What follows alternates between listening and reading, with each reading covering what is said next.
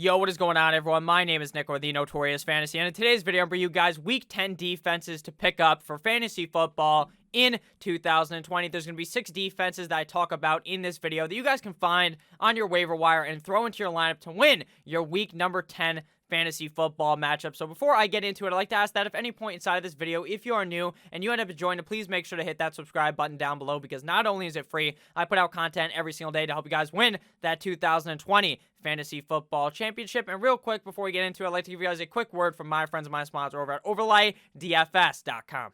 OverlayDFS.com is my favorite way to play daily fantasy sports. It is so simple. All you have to do is choose between one player versus another based on the spread. Who scores more fantasy points? Last night, Rob Gronkowski versus Antonio Brown. Antonio Brown plus 1 point, or Rob Gronkowski minus 1 point. Antonio Brown ended up winning this matchup. Last night, Breeze versus Brady. Breeze plus 3 or Brady minus 3. Brady obviously lost because he threw 7 million interceptions in that game. It is that simple. Player versus player plus the spread. Anyone can do it if you play fantasy football. It is super duper simple, so make sure you guys check out OverlayDFS.com and check out tonight's matchups on Monday Night Football.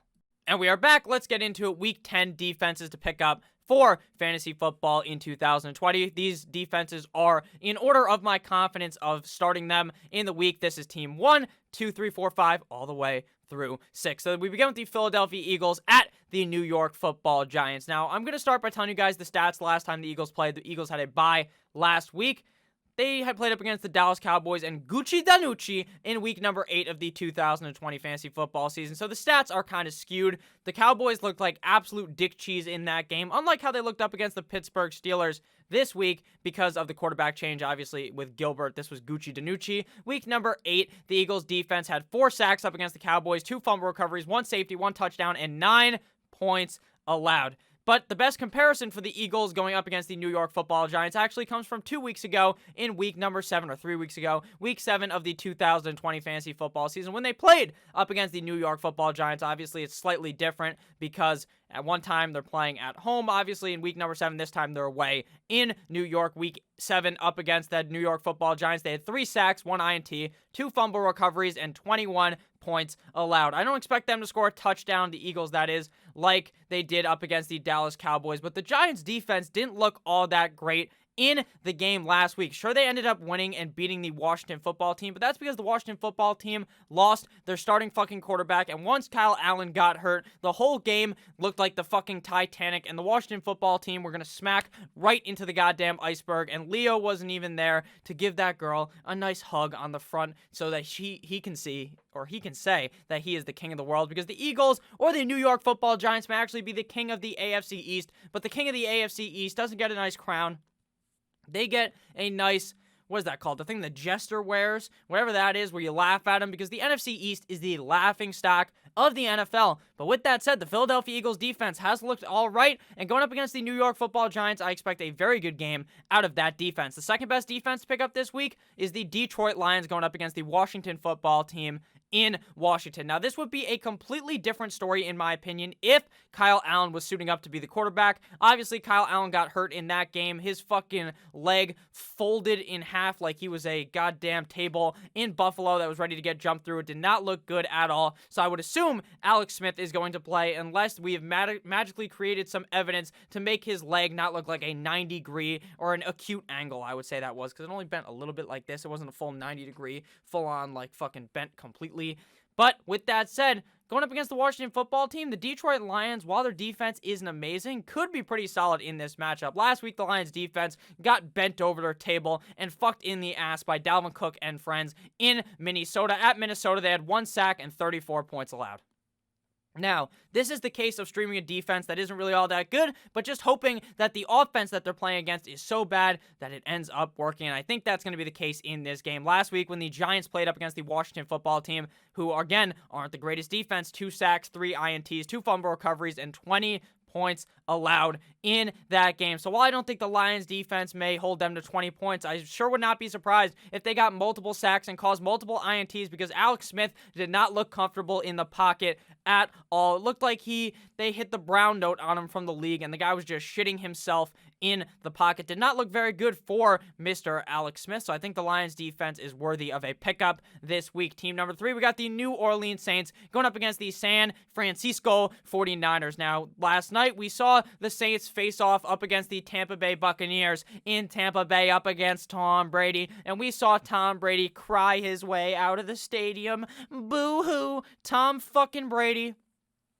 What a shame for that to get railed by the Saints. And then at the end of the game, the W-eater, famous Jameis Winston, gets in, completes a first down, and then in the post-game interview, no less, I know this has nothing to do with the defenses, but he walks up, Drew Brees is doing this interview, and he eats a W on television. That was the most beautiful thing I have ever seen in my life. Has nothing to do with the defenses, but I found it interesting. 3 sacks for the Saints defense up against Tampa Bay, Tom Brady, 3 INTs, and 3 points allowed. Now, they laid the absolute clamps on the Tampa Bay Buccaneers, and the Saints don't have the greatest defense alive at all, but now they face up against the 49ers without Jimmy G. Last week, up against the Packers defense had 1 sack, 1 INT, 1 fumble recovery, and 17 points allowed. The 17 points allowed, in reality, is not true at all, because at the end of the game, they just let them march all the way into the end zone to fuck me in the ass, because I had the under, and the over hit.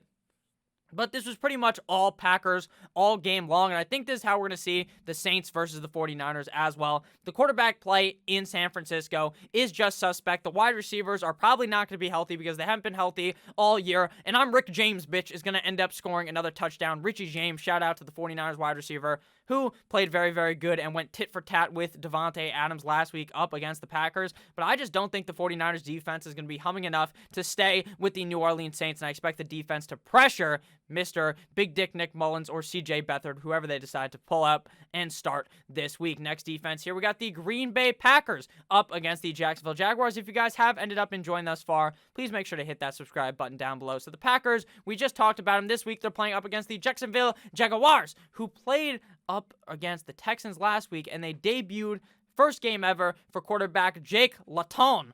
Now, Luton, I had no idea what this guy was going to do. Frankly, zero clue. I thought this guy was going to either come in there and just suck complete cock and be terrible.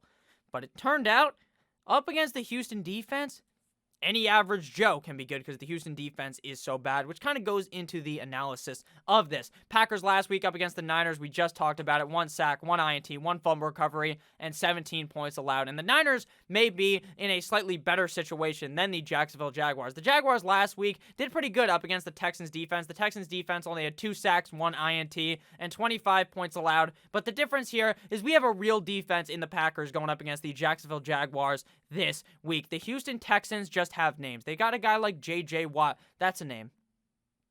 Not the player he used to be.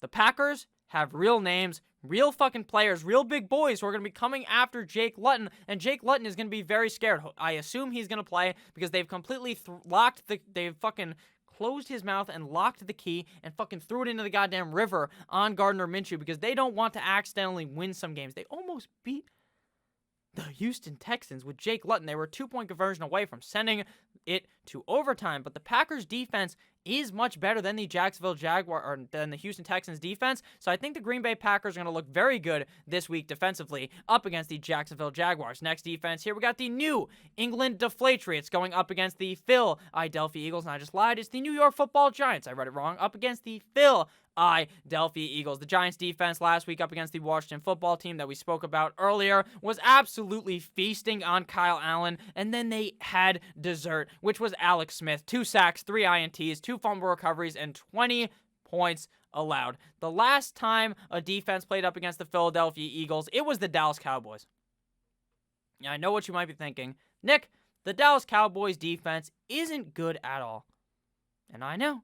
But Carson Wentz is a primo choker in games up against in-division matchups, and overall just did not play good at all up against the Dallas Cowboys. This was actually week 8, not week number 9, when they played last, obviously, because the Philadelphia Eagles had a bye last week in week number 9. In that game, the Dallas defense achieved 4 sacks, 2 INTs, 2 fumble recoveries, and 15 total points allowed in that matchup. And while the Giants defense is actually better than the Dallas Cowboys defense by about a mile. So I think we see a very low scoring game here again in Philadelphia, where both defenses are going to be startable this week up against the Philadelphia Eagles, or in the other case, up against the New York Football Giants. And final defense of the video, this is where all these defenses are gone, and you need a shot in the dark, and you're too late giving Love a fucking bad name. We got the Minnesota Vikings at the Chicago Bears. Now, the Vikings defense is dog shite.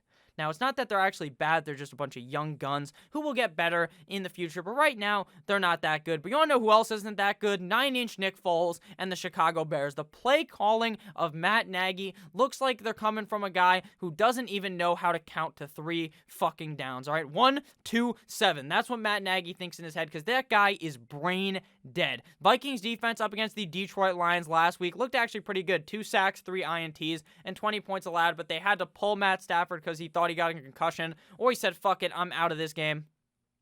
I don't want to play anymore. And then he cleared the concussion protocol right after, so he was fine. He just got a little bit banged up, and he wanted to clear himself. Actually, no, I don't think he took himself out of the game. I think the ref actually pulled him out of the game due to some type of rule. I don't really know how it works, but he never ended up returning in that one. Then the backup came in and didn't look all that hot at all. Titans defense last week up against the Chicago Bears. That note, I talked about all last week how the Titans defense is a turnstile on third down. They open up like Moses split the Red Sea on third down, and it just did not happen in that game. They got 3 sacks, 2 fumble recoveries, and 1 tutty up against the Chicago Bears, and 17 points allowed. So I think while the Vikings don't have a good defense at all, they will be fine up against Nick Foles. So they're a nice dart throw if all those other defenses were taken.